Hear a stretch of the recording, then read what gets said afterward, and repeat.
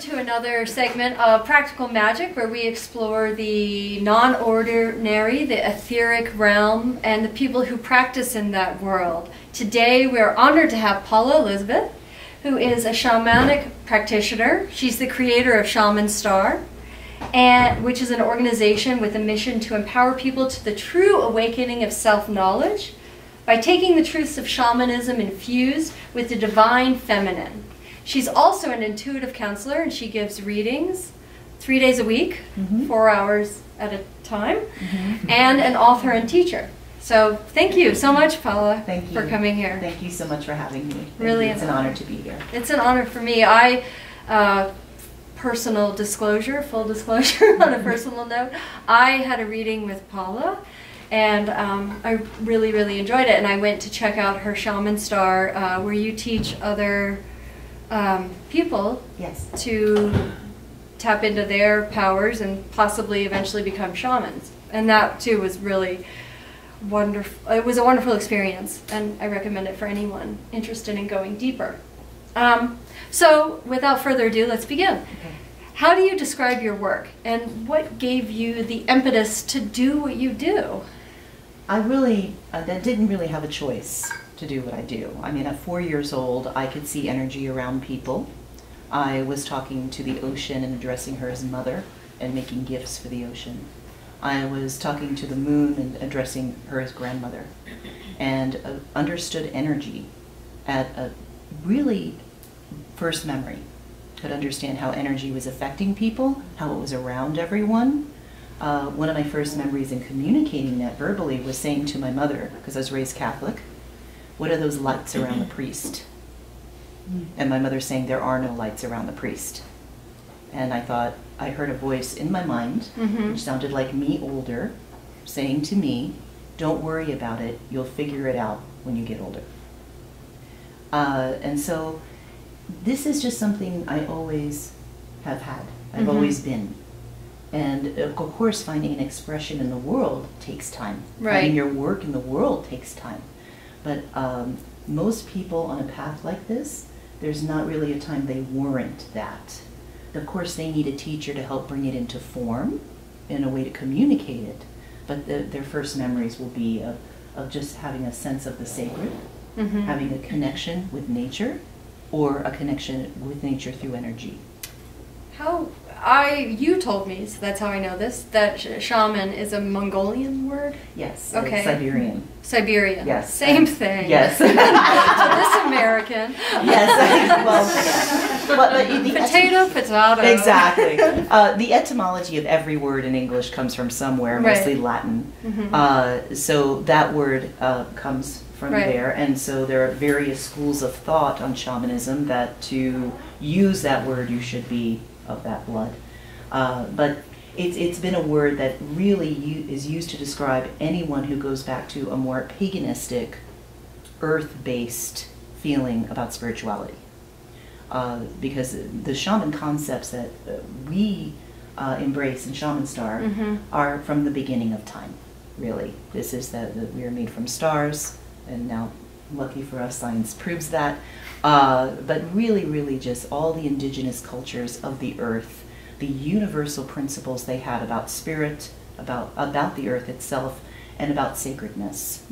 And it's so beautiful that these indigenous cultures did things very similarly, even though there's no method of communication at that time, such as the sacredness of the circle or the sacred wheel, medicine wheel of this land, mandala, Tibetan Buddhism, you know? So you'll find these beautiful, beautiful synchronicities on this path. That's what you mean you found them when you were on them, or anyone? Or? Well, anyone could. I mean, if you just read, like Michael Harner has written extensively about shamanism. Sandra Ingerman, one of his students, has written extensively. And they have taken a very anthropological, approach to this work. And that they'll show you. So really the word shaman is meant to embrace that indigenous spirituality that comes from everyone's ancestors. No matter who we are, European, Native American, anywhere, you have ancestors that stood around a fire, looked up at the moon, and said a prayer. and felt that sacredness. Right. That's the base, basically. It goes back to everyone's roots, which is why I feel it's a very universal spirituality. It's something that no matter what path you're on, there's a certain groundedness that can add richness to what you're doing.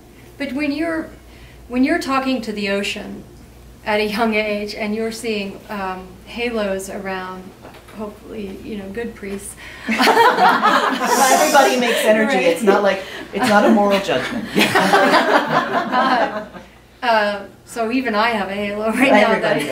Everybody does. When you're seeing all that, you weren't thinking at that young age, hey, I'm going to be a shaman. Oh, no. Right. Because you don't know what that is. And I definitely had two parts of my consciousness, one that was happily 4 and 5 years old, and one that every so often would go, there's energy around people, and it's doing things. And then lucky for me, I could still retain and be that age, So it was definitely back and forth with moments of like epiphanies like that, where I would definitely say, okay, I'll figure that out later. And lucky for me, I was able to let it go. Right. And just allow myself to be a child, or the universe helped me with that a great deal. I always had beautiful friends that helped with that too. But there were definitely moments where there were like movements I would do like this, and then find out later, oh, that's an ancient Celtic movement that has come from ancestry to help move energy. And I was doing that as a child. So, and you could say, oh, past life recall, whatever you want to. But for some reason, it was just in me. Also, I do have an intuitive lineage. My mother is so psychic, she won the lottery, for real. Right.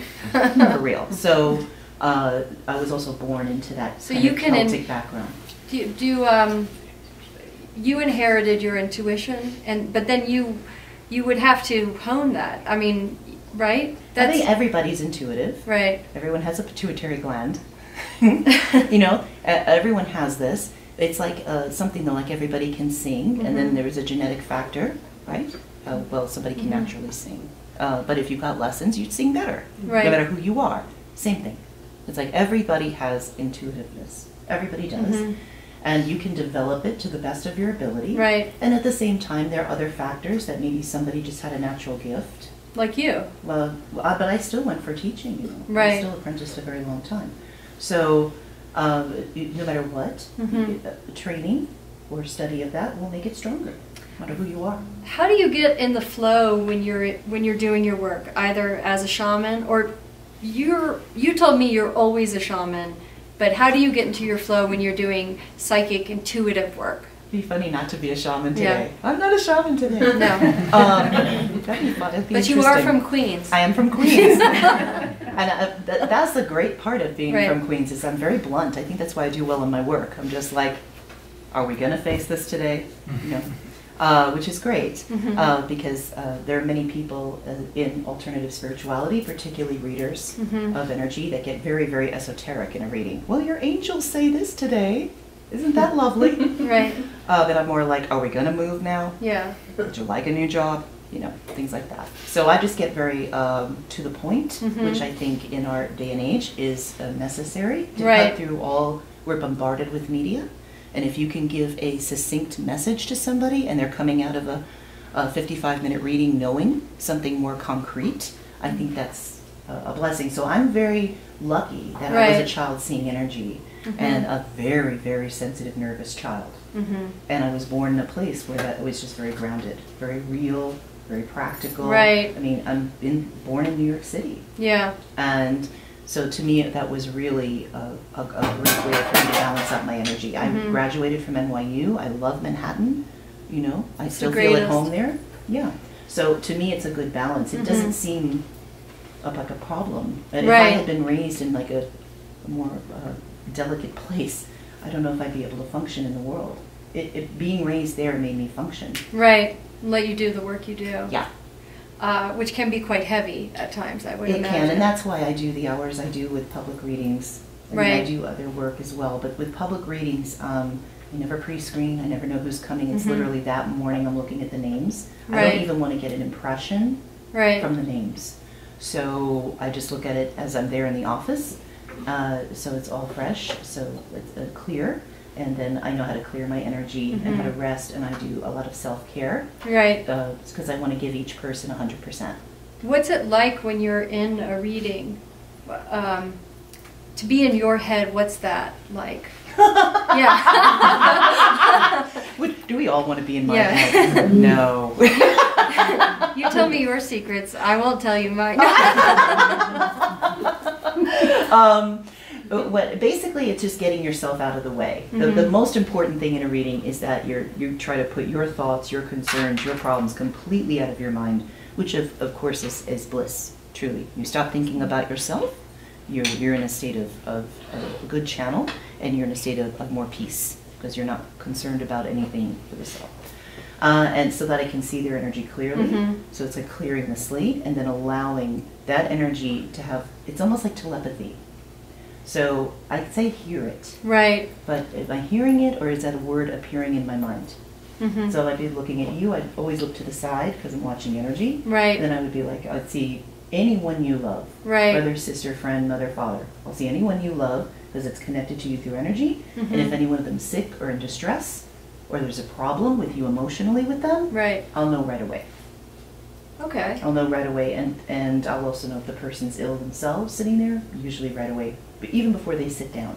When someone's sick, what does that look like to you? It looks like, particularly around the head, there'll be, almost looks like a divot in the energy. So basically, if you're feeling good and fine and in your Right. body, the energy's going out, it looks like a heat off a stove, it looks like. Waves. Waves, right. So I don't see color that often, I see the waves all the time. And there'll be something disrupting that, something seriously disrupting it, and especially mental illness. Oh, yeah. I mean, that will be the biggest disruption. The waves won't even look like other people's waves. Speaking of mental illness, have I? No. I was going to say, we've had several guests on, and they do, and I've talked to other shamans, and they do things like exorcisms and depossessions. I happen to know from a pre-interview with you, you have a different take on that. Do you believe in, do you do exorcisms? Do you believe in ghosts, spirits, all that jazz? Oh, that's a big question. It is a big question. That's a big question. Number one, no exorcisms. No. No. This is all the Queens is going to come out now. Okay, bring it. Bring that girl. I will. Lucky for me, I work in an office with two psychotherapists that are very, very good, very spiritual, and we refer back and forth all the time. And I'm the shaman and the psychic that will look at you and go, there's medication. Let's go get some. Okay, the brain is chemically based. Right. If you're not producing enough serotonin, dopamine, or too much, it's just like having diabetes. We have to think of the brain like an organ of the body that needs care. It needs to be maintained the way you maintain the rest of the body. If somebody is not producing the normal amount of chemicals or something's askew, thank God it's this date. Right. It's not 1940, and we have something to help you. Right. So, no, I send people for meds. I'm probably the only shaman that will, yet I don't endorse any ayahuasca or drugs like that. This would be medicine to get the brain to a normal state. So that then they can do their own healing. Right. And most people can do this with natural things. I'm not saying anybody needs pharmaceuticals all the time. It's just in extreme cases where pharmaceuticals might be needed. But I'll see that right away. So 9 out of 10 people coming in saying they're possessed,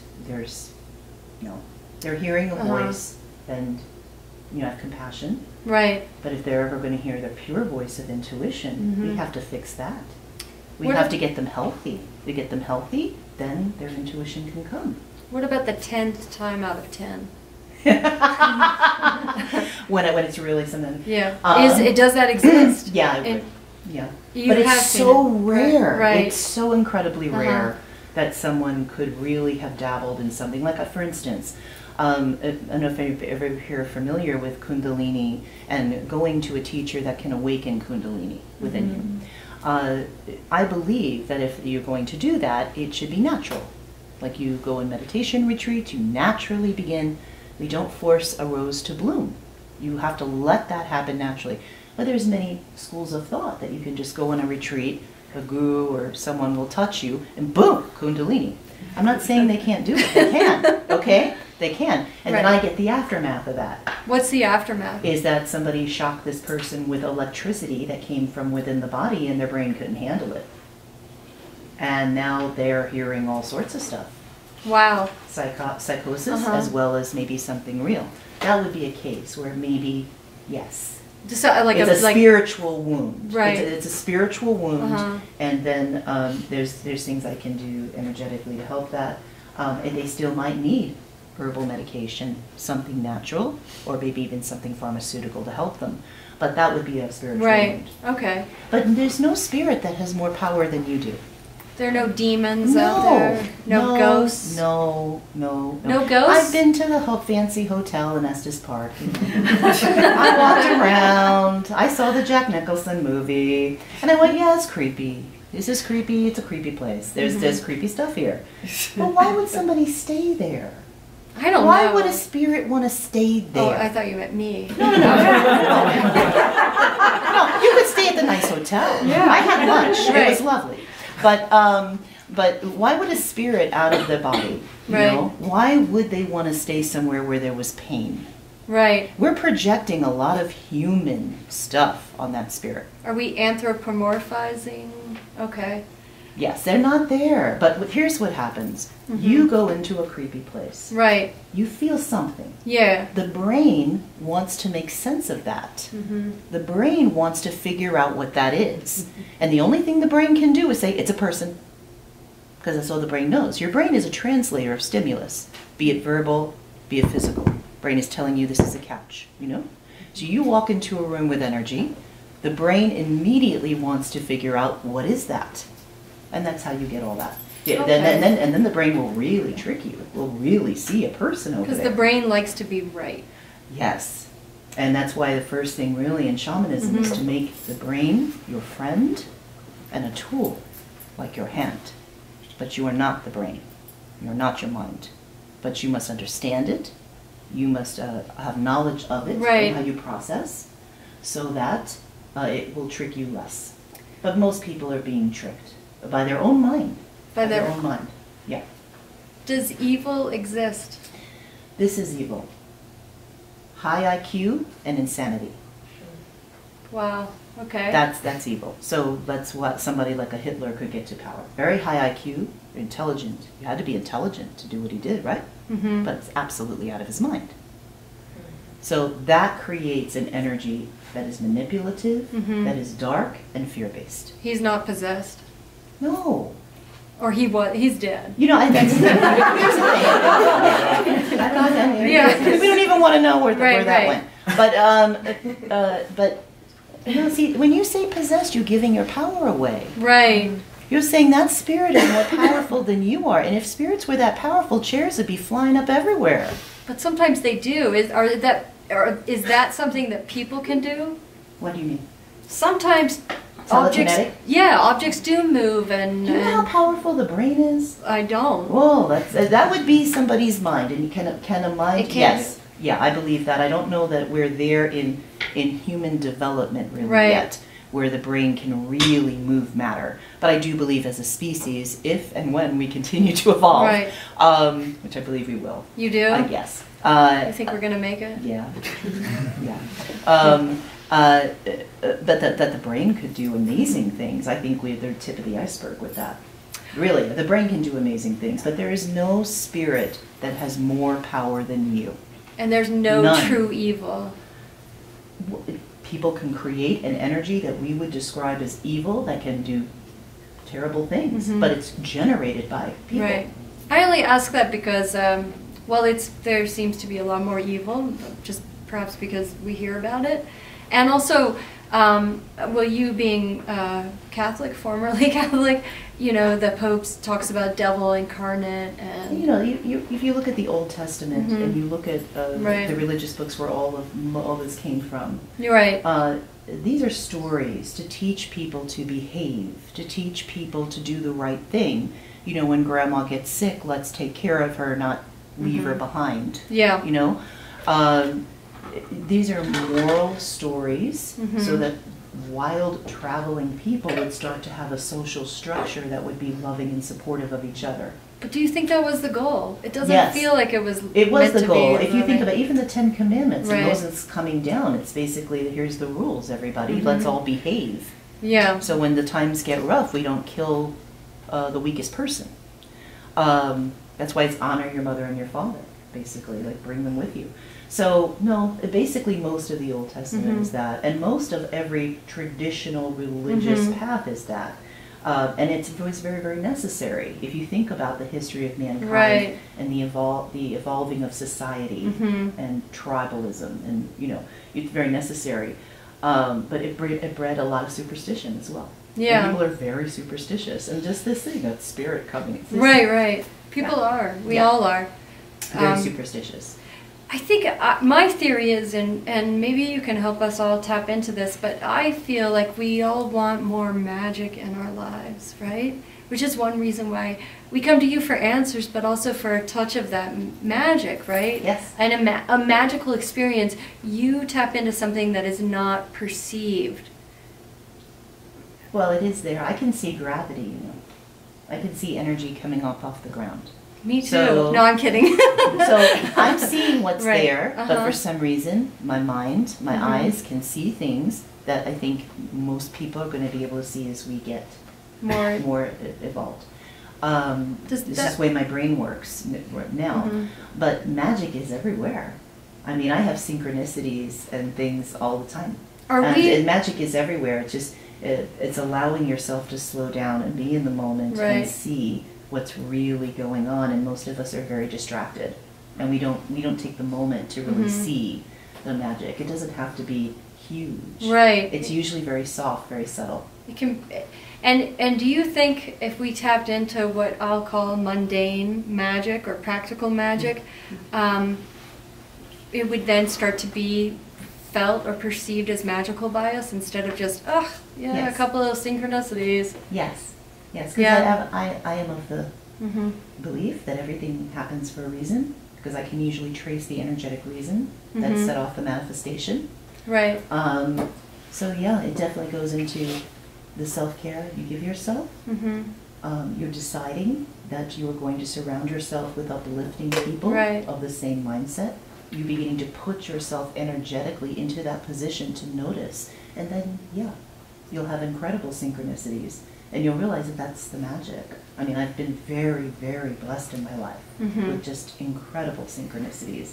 And it never loses its awe. Every time it happens, I'm still like, my friends know, I'll send them a picture like, wow! Like, I mean, every time. It never loses that, and that's the beauty of it. It returns you to that childlike state of wonder. And could we all have that then? Yeah, of course. It's just, but basically, remember, this mind of ours, it has to be open to this. Right. It's very easy to go through life, and we have to feel very blessed. Generations before us, particularly in this country, went through world wars and depression, the Great Depression.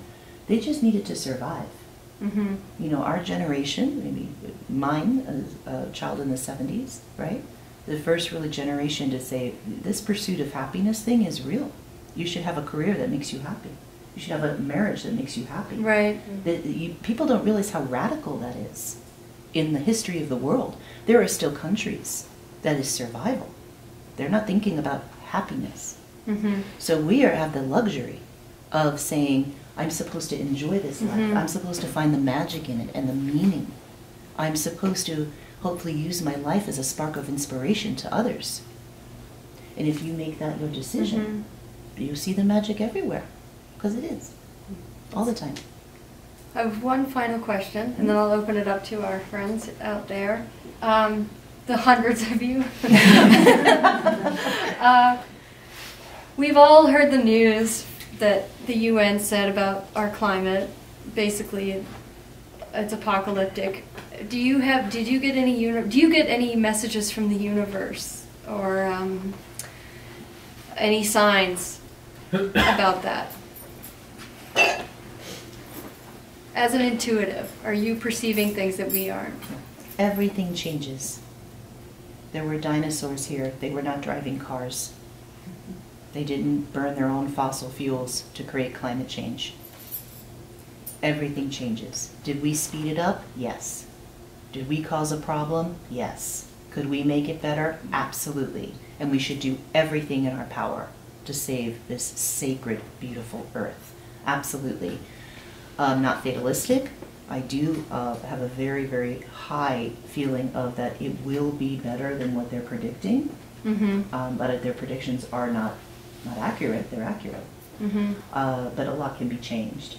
Okay. So I'm very, very hopeful that things will be changed, a lot for the better. At the same time, a change itself is always. It's not, the climate's not going to remain the same. It's not. And are there going to be grief? Yes. Is it going to change everyone's life? Yes. Yes, it will.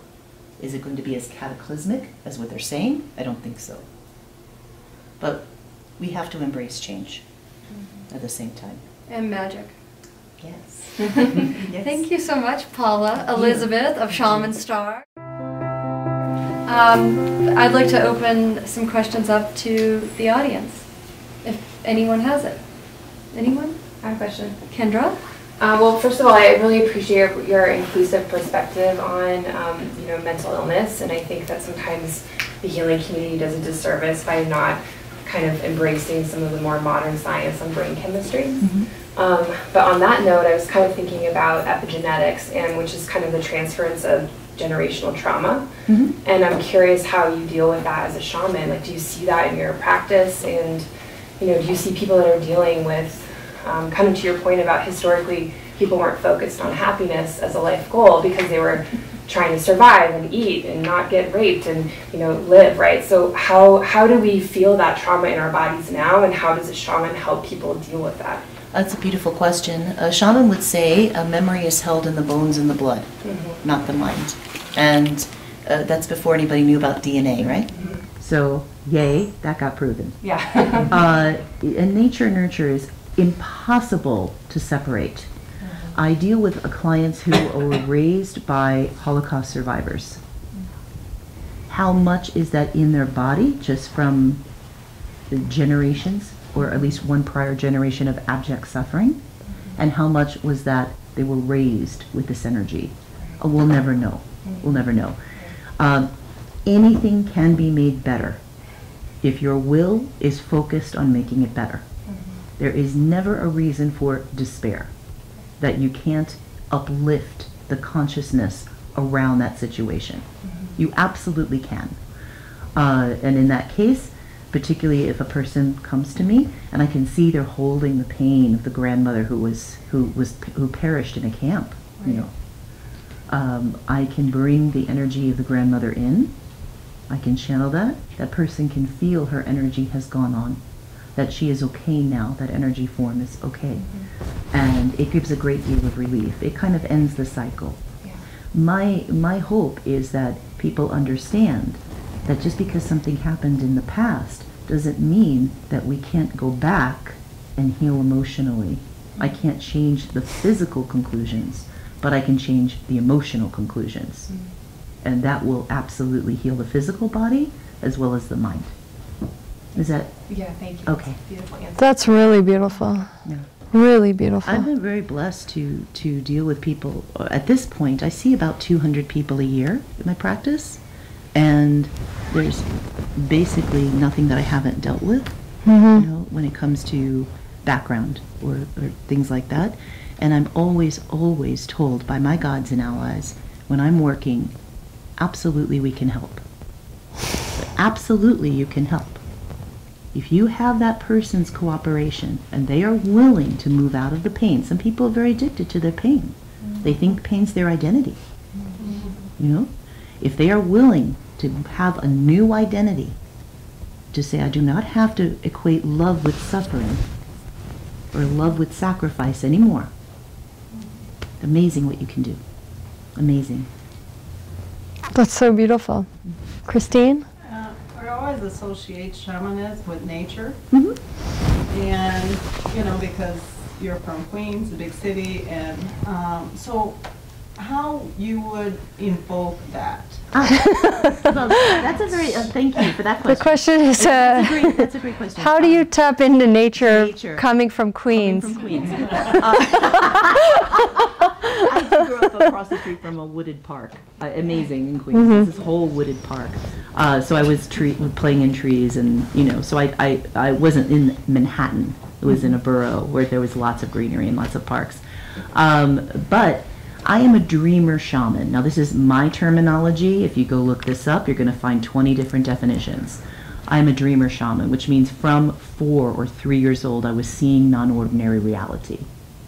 I could put a foot in that reality and come back with information. There are shamans that more are comfortable communicating with plants. Shamans that, especially if you'll find Peru, South American lineages, much more. And I think there's a tendency for us to lump that all together. But the way I've always worked is out of the body. I've always been in what is called the sacred dream time, or the sacred dream, which is an aspect of reality that is just different. And so that's really how I'm a shaman. I have a great respect for nature. I have many, many, many lives being cloistered, so I wasn't out so much. So sometimes I'm just like, nature, respect it. I see native Coloradans climbing things, I'm like, damn. Maybe next life. Yeah. So I think sometimes the awe of nature is actually how I invoke it. It's because I don't take it for granted. If I'm in Sedona in a vortex, and a vortex is just a place where the electromagnetic fields are just higher due to the mineral content of the land. If I'm in a place where the vortex, I feel it. I feel the energy of place, we call it. So there's a great respect. So I think I invoke it through this just loving respect. It's such a grand, magnificent force. It's so beautiful and ancient that it just becomes this awe-inspiring energy.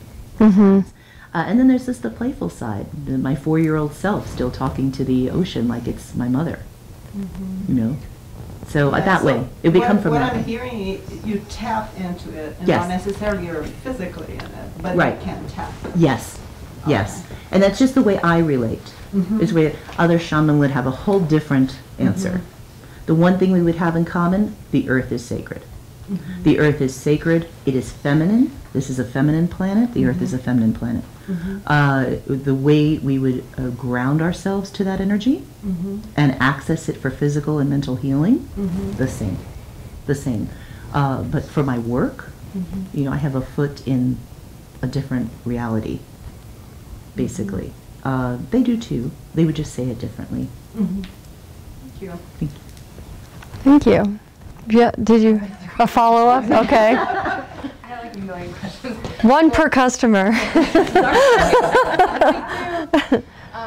So you mentioned self-care, and I'm just curious, like, what does self-care for a shaman look like? Kind of like a, what's in your purse for the shaman, right? Yeah. I love What's in your handbag? Yeah, what's in your What's your handbag? and a Chanel lipstick. Love it. spray? Yeah. Yeah. Natural oils and a cosmetic. It can be really funny. What is your self-care? I have to spend 1 day a week in silence in my house. And I love it. I not live for it, but I know if I don't give myself that day of rest, and I mean rest, I am not going to function the way I should. And quiet, it means reading, but really rest, like just staying in. And then I'm usually fine. But it definitely changes over the years as you need it. Like I definitely do Epsom salt or Dead Sea salt baths. I do protein drinks with, I call my Magick powders from these different companies who put I put Magick powders together. Ageless diet. And we're such TM. lucky to live in a time where there's so many beautiful companies coming out with high quality things to help nurture the body and the mind. And then I'll just say that ultimate self-care is what you feed your mind should be just as important, if not more important, as what you feed your body. So you don't watch stressful movies, or you read good fiction, you read good nonfiction. You're around people that always treat yourself like a beloved child. Would you want your beloved child to be this person's friend? Then you have no problem. Would you want your beloved child to read this book, to watch this TV show? Your subconscious and is like a computer with a hard drive that never ever deletes. It's in there. It's in there. And it's going to affect you in your manifestations. It's going to affect your intuitive life. and your sleep dream life. Everything you fed this is going to come out later. That's the ultimate self-care, is doing that with dignity and love for the self. And I always do it in that way, a beloved child. You know, would you allow that child to do that? Then you'll never have a problem. You'll always know. But for me, it's I do need rest, and I sleep. Ooh.